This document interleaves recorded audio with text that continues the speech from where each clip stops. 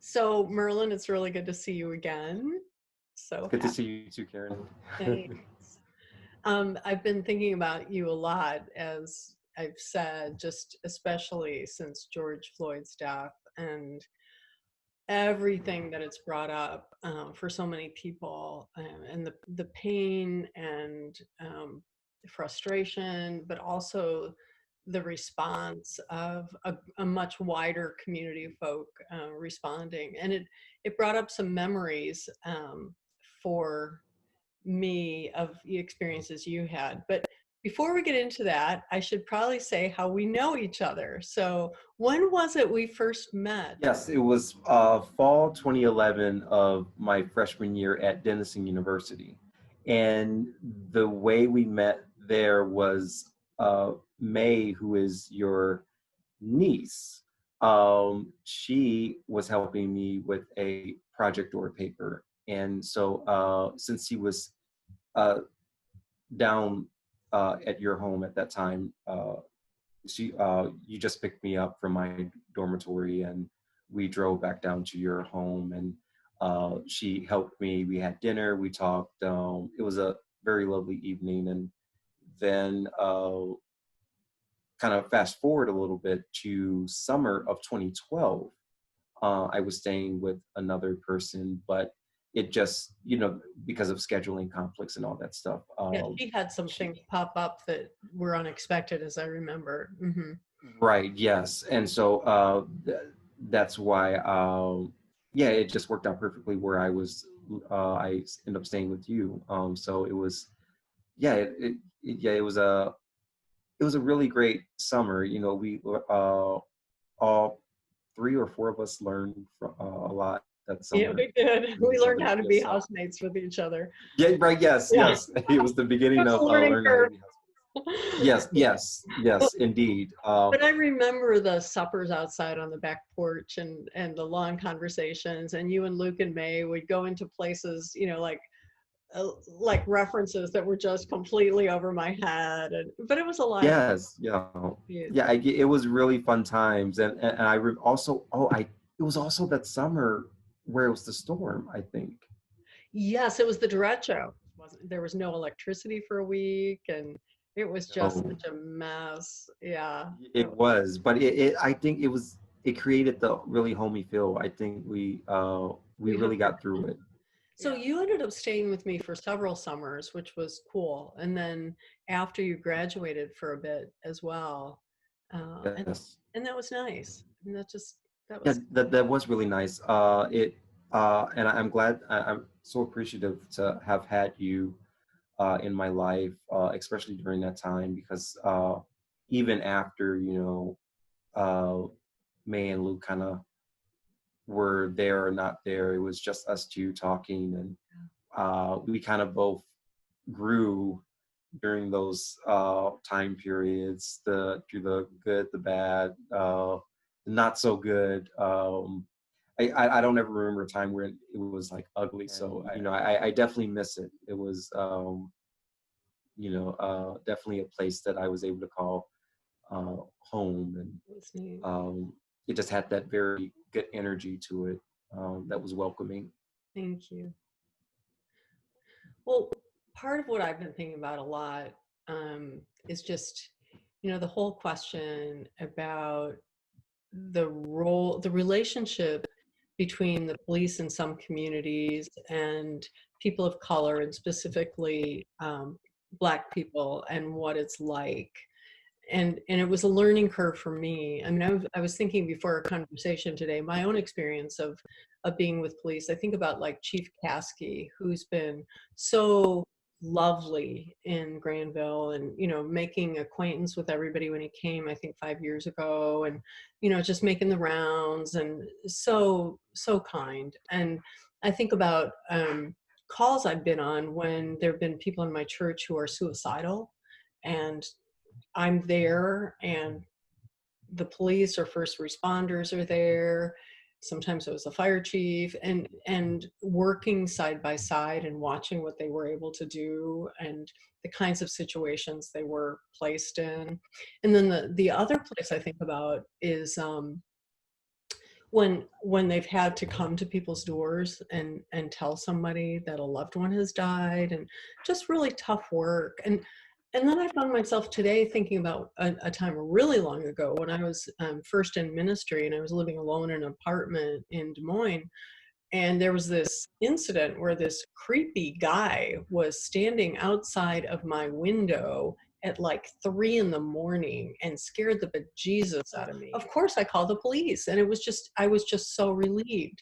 And so for me, that's all it's ever been, is just a, a positive experience. Well, there was the time when my sister was learning how to drive, and she was stopped for making an illegal left turn, and that was not very pleasant. But our biggest fear was that our parents would find out. That was like the biggest fear. So, but there was that incident that happened with you when you were living with me, and that I found myself thinking about again. So would you talk about that a little bit? Yes. So how it happened was I spent a whole week learning how to get my driver's license. I was 21. Um, Finally got my license toward the end of that week. And then shortly thereafter, after getting my license, I purchased my first car. It was a uh, 2001, I believe, black Pontiac Grand Am. So my driving wasn't the best at that time. I remember But you driving. yeah, yeah, yes, it was kind of all over the place. But that being said, it was one evening where I ordered a pizza from Pizza Hut. It was at night. It was probably around 9, shooting to 10 at night. I think you already went to your room for bed. I think it was a And Saturday night, if I remember, and I went to bed early yeah, Sunday morning. it was a Saturday night. And so I ended up leaving, went straight to Pizza Hut, and then once I picked it up, I went straight back. And then while I was driving on the freeway, kind of heading back to your home, noticed that there was someone behind me in a bigger vehicle, a truck, uh, like literally really close to me and Like in on my your tape. car, and Yeah. they had their bright flashers on, and maybe it was one of those instances where they needed to get around me and I was just driving too slow. So I was hoping that it was the case where they just go around me and whatnot, but it was consistent and I couldn't even see. And the flashers were so bright that I couldn't even see through my Was it the rearview mirror. flashers or just like the bright lights? It was the bright. The bright lights, I'm sorry, the bright Uh-huh. lights. Yeah, it was the bright lights that was kind of blinding me in my mirror and whatnot. And so uh, that really was unnerving because it was, this is like really one of the first times that I've driven at night at that moment. Um, the roads were being redone, like they must have just put the asphalt down. The lines weren't painted. So this was one of my first nights that I was driving. Someone's following me, bright lights blinding my vision to see who's behind me. So I'm really getting nervous now, and I'm getting really close to your home. And so I'm like, okay, I don't know what to do at this point. So I just went straight to your home. I finally parked a little bit further away. Uh, I shut the car off. Everything goes dark. Everything went dark with the truck that So was the truck behind was me. still behind you all the way Yes, to my house. yes, exactly. And so everything just goes dark, and I am thinking like, okay, what do I do? How do I get to your home safely? How should I respond? I just don't know. And I'm trying to figure out what did I do to make this person follow me. Um, and so my heart's racing. So I finally figure out, I like open the door. And when I'm opening the door, I see a shadow figure kind of just coming from the driver's side of the truck and slowly kind of creeping towards me. And it was a guy, and he was like, hello, good evening. He's greeting me. He's like, you were just kind of swerving all throughout the road. Like, have you been drinking, or have you been taking anything? I was like, no, I haven't. I was just getting some pizza and kind of coming home. The roads weren't painted. And he's like, do you live in this area? I was like, yeah, I live right there. The house, and I pointed to it. And he's like, well, I'm a cop, and I was following you, and you just seemed like you were kind of all over the place. And so he got his flashlight, and when he was getting that, there was another police car coming in. They were flashing their lights. No sound, but just flashing. And so I was like, oh my goodness, what did I do? I felt extremely embarrassed at that time. And so while that was happening, he got his flashlight once the other cop stepped out and was trying to help facilitate what was going on. The off-duty cop at that time was looking at my driver's side and the passenger side behind my driver's side, looking to see if there's any suspicious things at that time. And since my car was new at that moment, there was nothing in there at all. So I was just freaking out. I'm holding my box of pizza, freaking out. What did I, like, what have I done to get to this point? Just to know that I was being followed that close, and being kind of blinded by his bright lights was terrifying and intimidating, to me, to say the least. And once he drove off, the other cop approached me and was like, thank you for your cooperation. And he just left afterwards. And I kind of stood there just dumbfounded. And I was so confused. And I slowly kind of walked back to your place and just kind of went back to my room. And I literally lost all sense of like appetite afterwards. I was just shaken. But yeah, it was just terrifying. What And was the scariest part about it for you? I don't know, maybe that I was going to get hurt, because before he announced that he was an officer, I literally thought it was someone who was just following me, Yeah. who wanted to do something to me.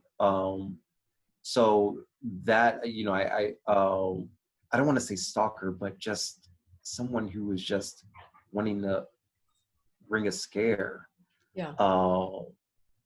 And to be that close to somebody's vehicle, tailgating somebody like that, and just kind of keeping your bright lights on, as the, like, looking in the car or looking, yeah, it definitely prevented me from like wanting to do stuff at night from that moment on. It was like a nerve-wracking feeling, like maybe I might run into him again. Yeah. It caused trauma to that degree, and I still think about it to this day. Every now and again, like, just the person, that shadow of him coming out of the dark and just talking to me, is like, I just can't imagine ever being asked, do you live around here?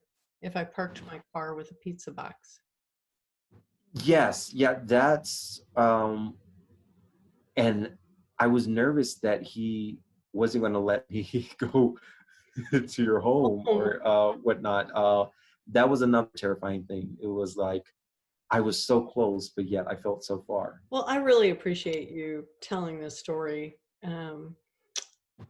Yeah, but I also want to, kind of raise the awareness that, this is totally a mild case, or not even a mild case, but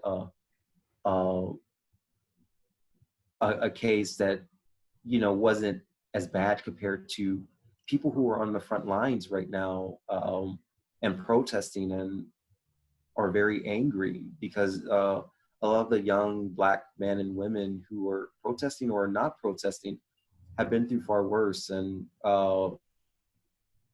I hope that their stories, or they're able to tell their stories as well, because it's an occurrence that happens, especially in the predominantly Black neighborhoods. So I was very fortunate that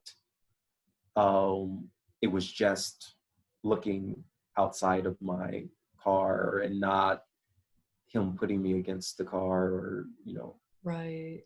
uh, It was something relatively that's innocuous, exactly. It what a lot of was, people experience.